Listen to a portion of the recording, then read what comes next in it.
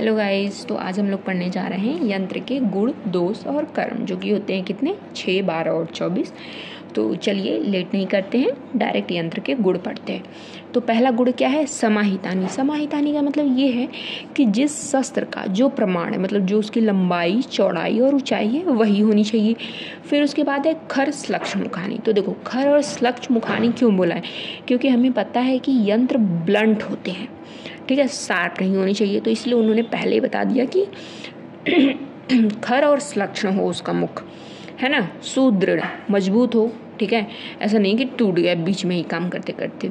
सुरूप हो, अच्छा हो, दिखने में प्रॉपर शेप होना चाहिए उसका, ठीक है। सुग्रहणानी, आप उसको अच्छे से पकड़ पाओ। ऐसा नहीं है कि मतलब बहुत ज़्यादा रफ हो या फिर बहुत ज़्यादा स्मूथ हो जिसकी वजह से आपको पकड़ने में दिक्कत हो, है ना।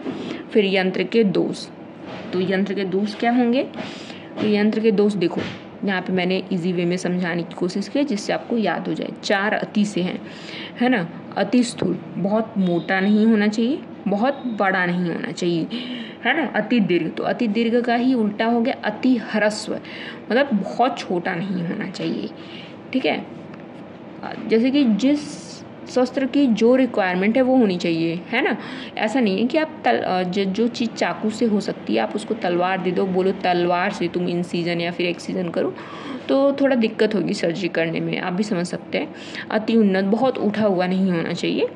मृदु कील, मतलब उसकी कीलें जो हैं वो अच्छे से फिट नहीं हैं तो भी दिक्कत है। मृदु मुख, है ना, तो भी दिक्कत है। मृदु पास, मतलब उसकी ढीली पकड़ है तो भी दिक्कत है, ठीक है। कोई भी चीज़ उसकी मृदु नहीं होनी चाहिए। फिर असार, मतलब वो अच्छी धातु से नहीं बना हुआ है, अग्राही है, अच्छे से आप उसको नहीं, मतलब ग्रहण ही नहीं कर पा रहे हो, होल्ड ही नहीं कर पा रहे हो, या विषमग्राही है ना, तो भी दिक्कत है। और फिर उसके बाद वक्र और शिथिल, टेढ़ा मेढ़ा है या बहुत ज़्यादा शिथिल, ठीक है। तो ये सब चीज़ें हो गई इनका दोष, है ना। 4 अति से हो गए। फिर मृदु किल, मृदु मुख, मृदु पास, फिर असार हो गया, है ना। फिर अग्राही हो गया, विषमग्राही, और वक्र और स्थिति। फिर यंत्र के कार्य क्या होते हैं? तो यंत्र के जो कार्य होते हैं वो 24 होते हैं। अभी 24 मैं आपको समझा दे रही हूँ, बाकी एग्जाम्स में 24 के 24 पूछे नहीं जाते हैं। तो इसमें पहला है निर्घातन, यानी हैमरिंग, है ना। यंत्र सले को यंत्र द्वारा पकड़कर निकालना। पूरण, यानी कुछ चीज़ आप भर रहे हो उसमें, तो टू फिल मेडिसिन, जैसे कि कसाय रस पूरण, नाड़ी वर। बंधन यानी बांधना हो गया। व्यूहन, व्यूहन मतलब कि क्या है? Approximation of the edge of the wound, मतलब कि क्योंकि जब हम सिलते हैं तो जितना ज़्यादा जो भी एज है वुंड का वो अप्रॉक्सीमेट रहेगा उतनी अच्छी हीलिंग होगी, ठीक है। तो वो व्यूहन है ना। फिर उसके बाद क्या था? सर पर मुखी जो थी सलाखा, उसका यूज़ किस में कर रहे थे? हम व्यूहन में ही कर रहे थे। फिर वर्तन, वर्तन मतलब क्या? रिप्लेसमेंट करना, है ना, मतलब एक अवयव को उसके स्थान पे आप वो कर रहे हो, स्थापित कर रहे हो। जैसे कि अस्थि भग्न में हम क्या करते हैं?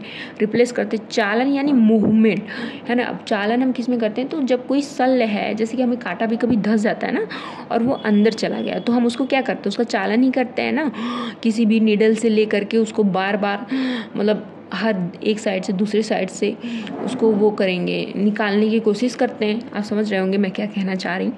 तो वो हो गया चालन, ठीक है। विवर्तन यानी ट्विस्टिंग, मतलब उसको ट्विस्ट करके निकाल रहे हो। विवरण यानी डायलिटेशन, मतलब डायलेट कर रहे हो किसी भी चीज़ को आप, ताकि कि मतलब वहाँ पे जो भी चीज़ है वो आपको अच्छे से दिख पाए।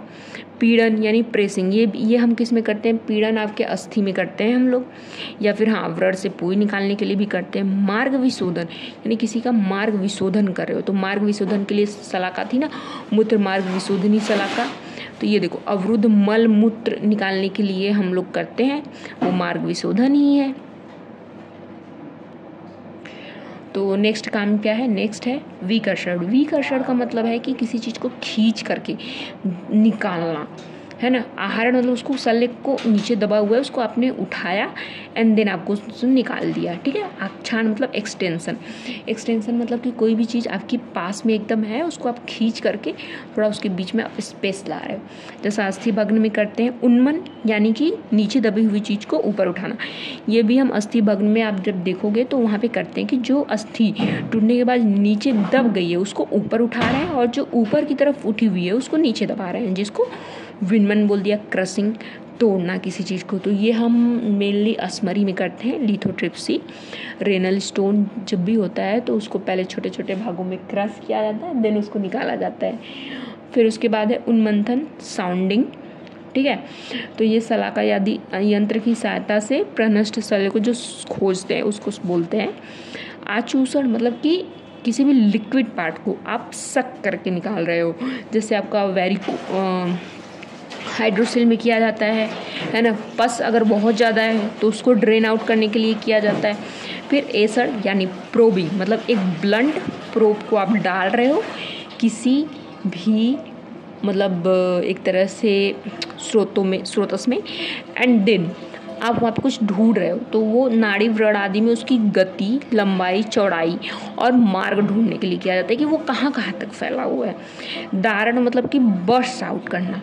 तो किसको बर्स्ट आउट आप करोगे, तो जैसे कि एब्सेस जो बने होते हैं उस पर हम वेरियस औषधि की लेप लगाते हैं और क्योंकि आप जब पच्यमान अवस्था देखोगे ना तो जब अगर पच्यमान अवस्था में आ गया है तो आप उसको पीछे नहीं ले जा सकते, है ना। उसको आपको बर्स्ट आउट ही करना पड़ेगा और वो जितना जल्दी हो जाए उतना पेशेंट को आराम मिलता है, क्योंकि सबसे बुरी अवस्था पच्यमान अवस्था ही होती है, सबसे ज़्यादा कष्टदायक। तो उससे आप जितना जल्दी पेशेंट को मुक्ति दिला दो उतना अच्छा है, ठीक है। रिजुकर मतलब कोई भी चीज़ टेढ़ी हो गई है उसको सीधा करना। प्रक्षालन मतलब धुलना, फ्लशिंग करना। प्रधमन यानी कि वही प्रधमन चूड़ का उपयोग करें। प्रमांजन यानी क्लीनिंग, जो 6 करपास कृत उष्णी सलाका बताई गई थी वो प्रमांजन के लिए ही थी। ओके गाइस, तो आपका यंत्र प्रकरण जो है वो ख़त्म होता है। अभी हम लोग नेक्स्ट वीडियो में शस्त्र के गुण, दोष और कर्म देखेंगे। Thank you guys.